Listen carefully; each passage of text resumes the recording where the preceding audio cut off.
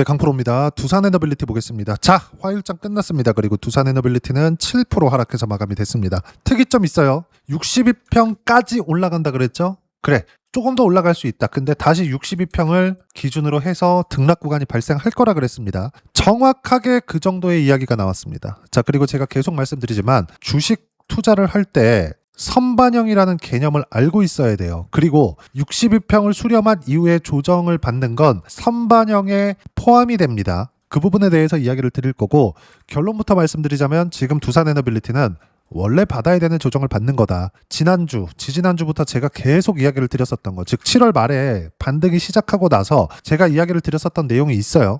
62평까지 반등이 나온다. 설령 돌파가 나온다고 하더라도 다시 내려올 거다. 그러면 두산에너빌리티는 62평을 수렴해서 더 이상 위로 못 가는 거냐? 아니, 갑니다. 가는데 62평을 넘어설 때까지는 22평을 넘어서는 것보다 훨씬 더 어려울 수밖에 없다. 왜? 20일 이평선을 넘어선다는 건 20일 동안 평균 가격을 넘어선다는 것이기 때문에 20일 매물대입니다. 근데 60일 이평선은 뭐예요? 60일 동안의 평균 가격, 평균 매물대를 넘어서는 거예요.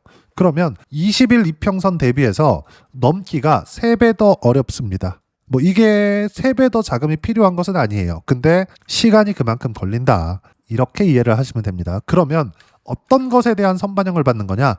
금리입니다. 금리. 자, 그러면 쭉 올라가서 5월 달에 꺾이기 시작했죠. 그리고 이건 필요한 조정입니다.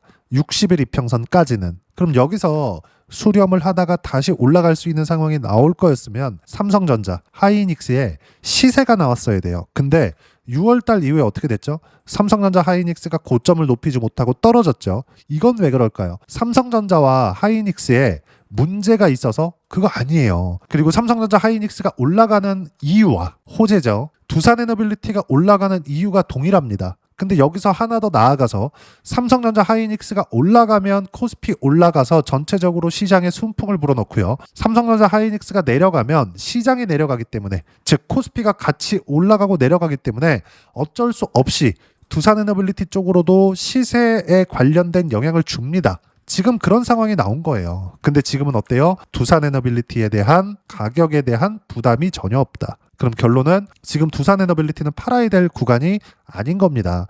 그리고 이 부분에 대해서도 제가 지난 영상 계속해서 이야기를 드렸었던 내용이 있어요. 실제로 제가 실전에서 내용에 대해서 이야기를 한번 드리면, 뭐 제주반도체 같은 거는 이번에 매수권을 잡지 않았습니다. 하나 이야기를 드릴게요. 삼성전기를 찍어 놓고 보여드리면, 삼성전기 제가 확대시켜서 보여드릴게요. 어때요? 매수 언제? 7월 29일 그리고 8월 14일 매도 언제? 62평 수렴해서. 그럼 62평을 돌파하기 위해서는 뭐예요? 60일 이평선을 기준으로 수렴하는 상황, 등락 구간이 존재한 이후에 넘어갑니다. 기준이 언제? 22평이 돌려 세울 때까지. 22평을 돌려 세우기 위해서는 62평을 기준해서, 즉 22평보다 높은 상황에서 62평을 기준해서 최소 20일 필요합니다.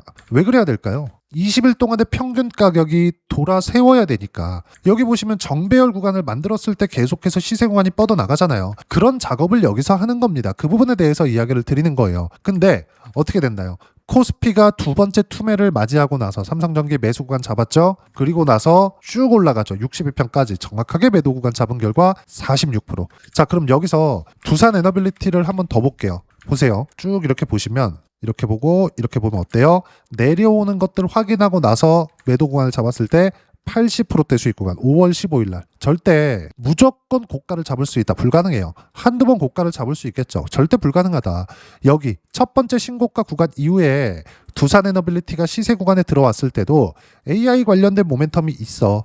미국에서 데이터 센터가 늘어나. 근데 늘어나는 과정에서 전기 부족 사태는 나올 수밖에 없어. 그러면 그럴수록 어떻게 돼요? SMR, 원전에 대한 수요는 늘어날 수밖에 없죠. 그리고 트럼프 대통령도 나와서 뭐라고 합니까? 원전 르네상스를 열 거야. 이렇게 얘기하고 있잖아요. 그랬을 때 결과 어떻습니까? 가격을 먼저 올리죠. 원전 짓는데 5년, 10년 그 이상도 걸릴 수 있어요. 근데 가격은 어떻게 돼요? 2만 원을 안 했었던 주가, 24년 말 25년 초에. 근데 2만 원을 기준 잡고 14만 원 정도까지 올라왔으니까 몇 배입니까? 7배 이상, 8배씩 이렇게 주가가 올라와 버린 거예요. 그러면 이만큼 주가가 올라왔기 때문에, 즉 그냥 10배 올라갔다고 쳐볼게요. 어떻게 됩니까? 주가는 10배 올라갔는데 실적 10배 올라갔어요? 안 올라갔어요. 그럼 주가가 올라가는 건 뭡니까? 선반영된다고요. 그 부분에 대해서 제가 계속해서 강조를 드리는 겁니다. 올라가는 족족 팔고 사고 내려오는 거 딱 보고 팔고 이렇게 된다고요. 그랬을 때 결과는 첫 번째 신고가 구간에서는 188%씩 이렇게 수익 구간이 터진다. 그리고 제가 지난주에 이야기를 드린 내용이 있어요. 두산에너빌리티가 올라가는 과정에서 두산에너빌리티는 이미 바닥 구간이 나왔습니다. 그리고 지금 내려간다고 해봤자 22평 전후에서 등락 구간을 최소 일주일 정도는 보내야 될 겁니다. 최저치는 22평 기준 할 건데 지금 대략 20일 정도의 가격대가 계속 올라왔기 때문에 22평에 대한 방향성 자체가 돌아섰어요. 그러면 22평을 이탈하는 상황은 나오지 않는다. 물론 62평을 찍고 코스피가 같이 빠졌습니다. 삼성전자 떨어졌고 하이닉스 떨어졌어요. 삼성전자 같은 경우에는 어떻게 돼요? 고가 대비해서 저가 폭이 한 10% 나옵니다. 근데 생각해보세요. 삼성전자 같은 경우에는 실제 실적이 올라오고 있죠. 추가적으로 떨어지기 위해서 예를 들어서 보세요. 주가가 괜히 뭐 수급에 의해서 외국인들이 매수하니까 사고 그런 게 아니에요. 삼성전자가 올라갔었던 이유는 AI 때문이고 AI로 인해서 앞으로 실적 성장이 나올 수밖에 없고 실제 나오고 있고 3분기 실적은 지금보다 더 좋을 텐데 주가는 38만 원부터 저가 따지면 어때요? 19만 원대까지 내려갔다고요. 그리고 나서 반등 구간 어디가 고점 62평. 그리고 나서 반등 구간 두산에너빌리티 5만 7천 원부터 62평. 이때까지 V자 반등 나와버렸잖아요. 8만 원대까지. 그럼 당연히 쉬어가는 게 맞습니다. 여기서 팔아야 돼요? 아니요. 두산에너빌리티는 보유한 채로 현대건설 이런 쪽으로 공략 구간을 계속 키워야 됩니다. 현대건설 어때요? 62평 수렴하자마자 횡보하다가 빠졌잖아요. 어떤 걸 기다렸어요? 삼성전자 빠지는 걸 기다렸다. 그러면 지금 삼성전자가 빠졌으니까 전체적으로 다 끝이냐? 아니요. 3분기 실적은 너무 좋을 겁니다. 삼성전자의 3분기 실적이 좋다는 건 뭐가 발생한다는 거예요? AI 투자가 지속적으로 나오고 있다고요. 그리고 충분히 하락한 두산에너빌리티는 매물 소화 과정을 보내야 되는 구간이 많아지긴 했지만 이제는 이런 정도의 하락 구간이 나오는 이 하락 추세는 발생하지 않습니다. 물론 등락 구간이 없다는 게 아니에요. 올라갑니다. 왜? 원전에 대한 수요, SMR 이런 부분들 계속 존재를 하니까. 자, 그러면 우리가 62평 만났으니까 떨어질 거예요. 이게 아니라 어떤 이유가 필요하겠죠. 그 이유가 요 내용입니다. 자, 일단 나스닥 선물 실시간 내용이고요. 지금 현재 9시 46분입니다. 미국 시장 장 시작하기 전인데 지금 실제 나스닥 지수의 움직임은 쭉 내려서 보면 1.3% 정도 하락 구간이 발생하고 있어요. 나스닥에 그럼 무슨 문제 있나? 있죠. 그게 금리입니다. 자, 내용 한번 볼게요. 자, 8월 18일 날 15시 44분 장 끝나자마자 KB증권에서 또 설레발을 칩니다. 자, 생각해 보세요. 두산에너빌리티가 2만 원부터 14만 원까지 올라가는데 실적이 좋아졌나요? 아니요. 실적이 좋아질 수 있는 환경이 됐나요? 네. 그건 뭔가요? AI, 데이터 센터 늘어나는 거. 이것 때문에 같이 올라간 거 뭐예요? 전력 설비 쪽. 두산에너빌리티는 에너지의 원천이 되는 거죠. SMR.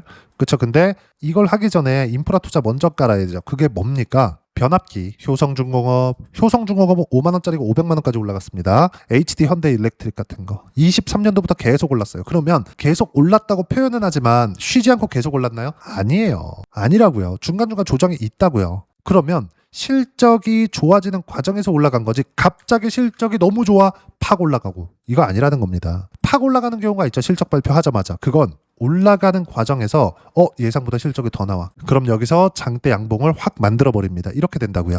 근데 보세요. KB증권, 미국 10년물, 국채금리 5% 돌파 시 증시가 꺾일 수도 있다. 5% 돌파 시. 근데 왜 지금 미국 10년물 국채금리가 4.7%대에 있는데 조정을 받냐고요. 우리가 이걸 이해를 해야 된다는 거예요. 조정의 이유를 만들고 있는 겁니다. 근데 그 조정의 이유를 만드는 게 62평을 수렴한 이유라고요. 62평을 그냥 넘어가는 경우는 없어요. 62평을 넘어가서 쉬었다 가는 경우는 있죠. 근데 보세요. 30% 정도 바닥에서 반등 나와서 그러면 여기서 등락구간 만들고 갑니다. 그 최고치는 62평인 거예요. 여기서 우리가 봐야 되는 부분은 두산에너빌리티의 바닥은 나왔다. 그리고 AI 투자를 하는 이유 자체가 중요해요. 중국과 패권 전쟁을 하고 있기 때문입니다. AI 패권을 먹기 위해서. 그러면 총 쏘고 한다고 전쟁이 아니에요. 미국도 여기서 밀리면 안 됩니다. 그럼 군비 조달을 위해서 뭘 해야 돼요? 금리가 낮아야 돼요. 그럼 지금 미국 10년물국 국채금리가 어때요? 4.7%예요. 미국 정부에서 4.7% 이자를 줄 테니 돈을 빌려달라고 하는 금리가 4.7%라고요. 이걸 낮추려고 하는 게 지금이에요. 미국 정부예요. 트럼프 대통령이 인터뷰를 할 때마다 금리를 지적하죠. 낮춰야 된다, 낮춰야 된다, 연준은 금리 낮춰야 된다, 이렇게 얘기하고 있습니다. 파월 때는 그랬고, 이번에 트럼프 대통령이 실제 임명을 했죠. 원래 연준 의장은 대통령이 임명을 합니다. 너 가서 해. 합니다. 이거 지금 새롭게 들어왔잖아요. 근데 트럼프 대통령이 금리를 낮추라고 합니다 하니까 내리진 않겠죠. 이런다 그래서 내리는 게 아니란 말이에요. 아닌 척을 해야 될 거 아니에요. 그래서 아닌 척하고 있지만 미국 재무부에서 엔화에 개입하겠다 이런 것들, 엔화쇼 너네 각오해. 실제 재무부 장관이 나와갖고 하는 이야기들이 이런 이야기예요. 달러를 지키기 위해서. 그리고 그건 금리하고 연동하니까. 그리고 아직 금리가 4.7%대에서 등락을 보이고 있는데도 불구하고 왜 이런 헛소리가 나오냐고요. 밑에 내용 보잖아요. 현재 4.7% 수준인 미국 10년물 국채금리가 5에서 5.3%를 넘어설 경우 증시 상승을 주도한 AI 투자 열풍과 주가 상승 동력이 꺾일 수도 있다는 관측이 나왔다. 자, 막말하겠습니다. 개소리입니다. 자, 생각해 보세요. 그러면 가서 꺾여야지. 이미 주가 꺾여 있잖아요. 그리고 62평의 저항도 지금 5에서 5.3% 안 갔잖아. 근데 62평 저항 봤잖아요. 이것조차도 선반영하고 있는 거다. 그리고 5에서 5.3%까지 간다? 그럼 당연히 조정 받겠죠. 근데 이것보다 가격대가 높아야 됩니다. 지금 나와 있는 미국 금리 때문에 조정을 준다는 이 빌미 무시하세요. 보유해고 가도 됩니다. 그리고 지금 두산에너빌리티를 30% 정도 물량을 채워놓고 보유하고 있는 분들도 61평을 기준해서 제가 30%까지 물량을 낮추라고 이야기를 드렸고, 원전 포트폴리오 플러스 AI 포트폴리오, 전체적으로 AI 포트폴리오를 구성해야 된다고 이야기를 드렸었던 이유가 여기에 있습니다. 아까 전에 실전에서 이야기를 드렸었던 것도 이것 때문이에요. 즉 두산에너빌리티는 호재에 대한 상승에 대한 이유에 대한 훼손된 내용이 없다. 그리고 이 내용에 대한 부분은 제가 소통방에서 실시간 타점 모두 무료로 공유해드리고 있고, 시황에 대한 부분입니다. 8월 18일 장 마감하고 나서 이야기를 드렸는데 삼성전자 4% 하락, 하이닉스 1% 하락, 하이닉스 상대적 강세.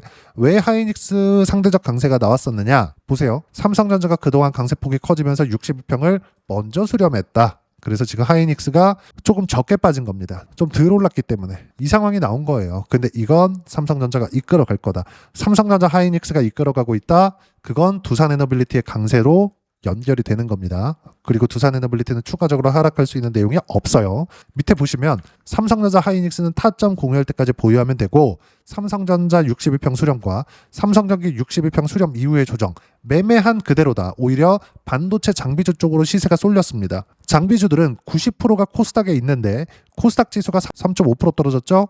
하락했음에도 불구하고 반도체 장비주들은 강했다. 장비주들도 함께 매매해야 되는 건 이것 때문이다. 계속 이야기를 드렸습니다. 두산에너빌리티도 두산에너빌리티만 보유하는 게 아니라 두산에너빌리티 30%딱 맞춰놓고 조금 높다 그러면 한 40% 넘기지 않는 선에서 보유하세요. 보유 비중을. 근데 현대건설 이런 쪽으로 같이 하는 겁니다. BHI 이런 것들. 근데 62평은 같이 조정을 받죠. 62평은 그냥 기준선이에요. 기준선이라고 생각하시면 됩니다. 62평하고 쭉 멀어지면 조정을 받고요. 뒤로 가더라도 마찬가지죠. 62평 멀어졌다. 62평까지 조정받고 다시 가죠. 조정받고 횡보했다 다시 갑니다. 여기도 마찬가지죠. 조정받고 횡보했다 다시 올라가요. 이렇게 된다고요. 그러다 너무 올라가면 코스피에 대한 가격 부담이 있으니까 62평을 깼다가 다시 저항받고 버티면 다시 올라갑니다. 버티는 거 누가 만들어요? 삼성전자가 만든다. 삼성전자가 깨지기 위해서는 뭘 봐야 돼요? 실적에 대한 망가짐이 있어야 되는데 그럴 일은 없다. 그 부분에 대해서 이야기를 드리는 겁니다. 오늘 조정의 이유는 미국 금리 때문이지만 62평 수렴 이후의 조정은 나오는 것이 정상이다. 무조건 타점 공유할 때만 매매하면 되고 주도 섹터는 반도체, 원전, 로봇, 바이오, 조선 이 안에서만 매매합니다. 이건 마지막까지 강세를 보였었던 종목이고, 이 모든 내용들 실시간 타점 관련된 경우에도 어때요? 여기 보시면 삼성전기 8월 14일 지난 금요일 날 45% 수익중 매도한 결과 삼성전기는 똑같이 빠졌습니다. 이렇게 된다고요. 그리고 이 모든 내용들은 두산에너빌리티의 실시간 타점도 구독자 인증만 해주시면 소통방에 모두 무료로 공유해드리고 있으니까 구독과 좋아요 눌러주시고요. 댓글 하나씩 달아주시면 무료 입장 가능하고, 입장 방법은 여기 010-548-4045번으로 구독이라고 문자 보내주시면 소통방 입장 방법 순차적으로 안내해드리도록 하겠습니다. 자, 그러면 소통방에서 진행하는 내용 똑같이 따라서 매매를 했을 때 어느 정도까지 수익 구간을 만들어낼 수 있는지 그 부분 아까 전에 보셨던 화면인데 이 화면입니다. 키움증권에서 제공하는 0606 화면 간단하게 볼게요. 두산에너빌리티 언제 샀나요? 저도 여기 있죠. 17,000원, 16,000원대 사고 싶거든요. 근데 올라와야 사죠. 25년 첫 번째도 올라왔을 때 매매 구간을 잡았을 때 돌파하자마자 시세 구간 188%.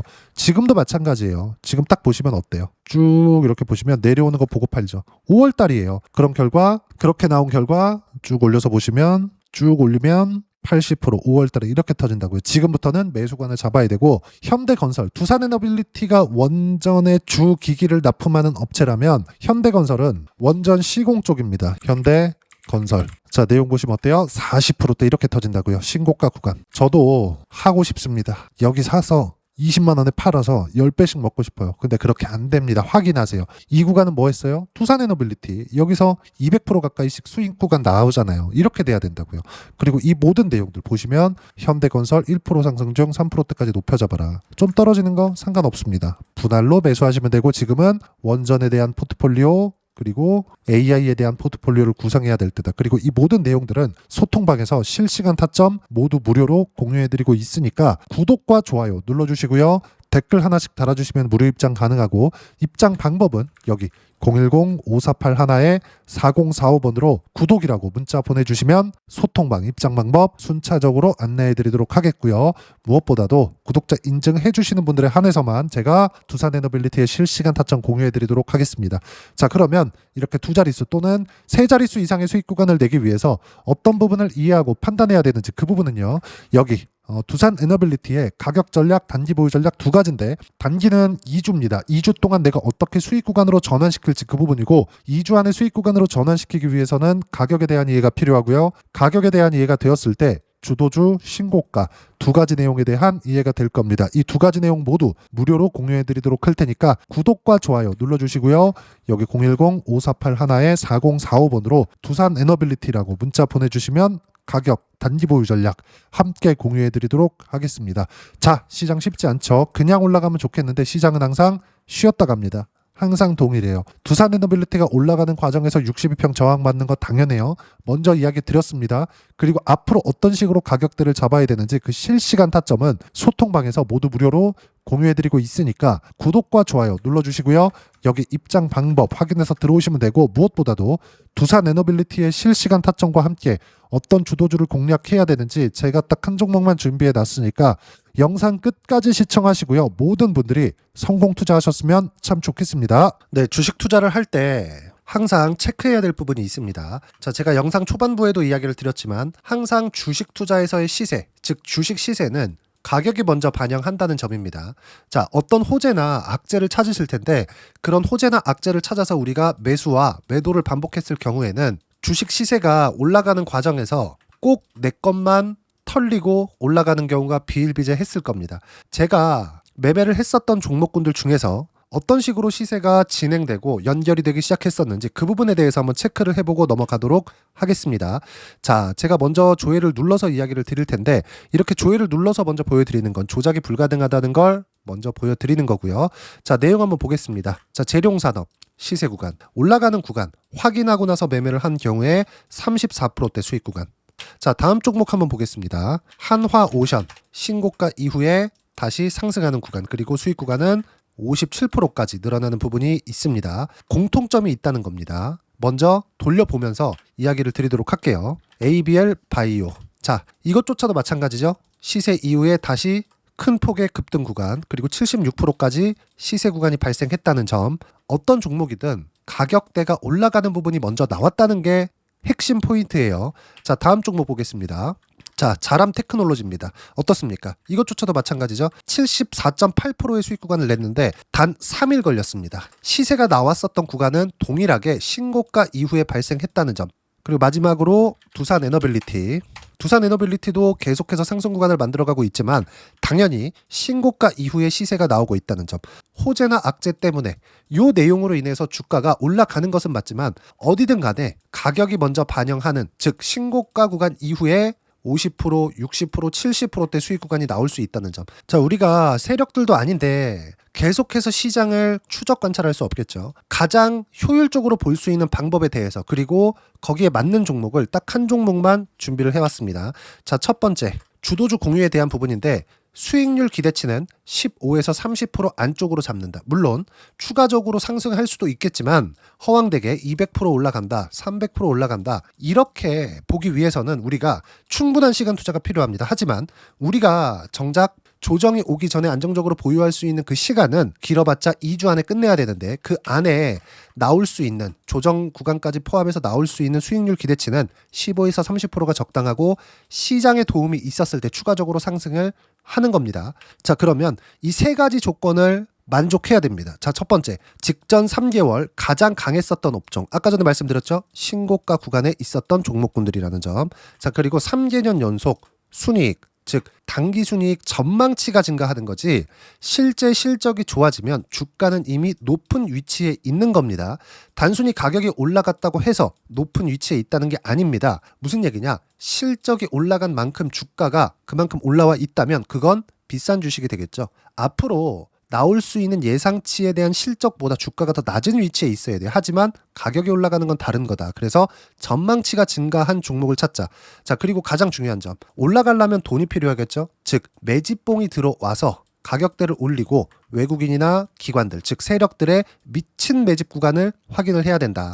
자, 그럼 어떤 종목이냐? 제가 이렇게 준비를 해왔고요. 자, 주도주 공유, 아까 전에 말씀드렸죠? 15에서 30% 2주 안에 낼 수 있는 수익률에 대한 기대치입니다. 자, 그리고 이렇게 준비해온 종목에 대한 부분은, 자, 폭등 전에 꾸준하게 매집 구간이 발생했다는 점, 그리고 상승하는 구간에서도 계속해서 거래 대금이 늘어나고 있었다는 점, 그리고 직전 3개월 내 신고가 돌파 종목, 그쵸? 분명히 시장이 어떤 상황이든 간에 주가가 올라가는 상황이 나와야 되고, 올라가는 과정 안에서 반드시 거래 대금은 늘어날 수밖에 없습니다. 자, 그리고 지금 현재 시세가 나오기 전 마지막 매수 기회 구간에 있습니다. 여기서 가장 중요한 건 올라가는 구간에서 거래가 늘어난 거 보이죠? 그리고 옆에 제가 세력들의 매수세를 체크한 내용을 보시면 올라가는 구간별로 거래 대금이 늘지만 올라갈 때 외국인과 기관의 매수세가 지속적으로 들어왔다는 점.